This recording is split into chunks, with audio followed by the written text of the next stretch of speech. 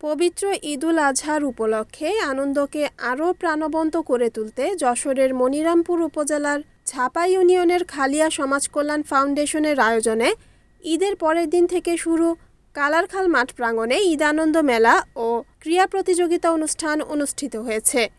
প্রতিযোগিতায় ছিল নানা ধরনের মজার ও আকর্ষণীয় খেলা, ছোট ছেলেদের 50 মিটার দৌড়, পুকুরে হাঁস ধরা, মেয়েদের সুই সুতা, হাঁড়ি ভাঙা, বিবাহিত ও অবিবাহিত ছেলেদের দড়ি টানা, তৈলাক্ত কলাগাছে ওঠা, বেলুন ফাটানো ও ফুটবল খেলা। উৎসবমুখর পরিবেশে আয়োজিত এই খেলাকে ঘিরে এলাকার নারী পুরুষ, কিশোর কিশোরী ও শিশুদের মাঝে ছিল ব্যাপক উৎসাহ ও উদ্দীপনা।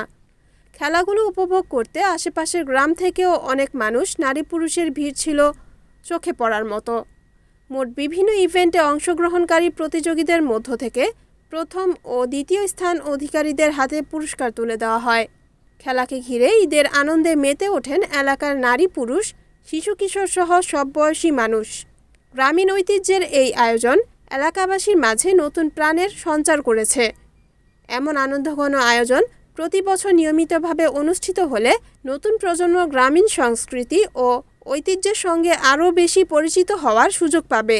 তাই প্রতি বছর যেন এ ধরনের খেলাধুলা অব্যাহত থাকে, এমন প্রত্যাশা এলাকাবাসীর। রিপোর্ট উত্তম চক্রবর্তী, NNTV, যশোর।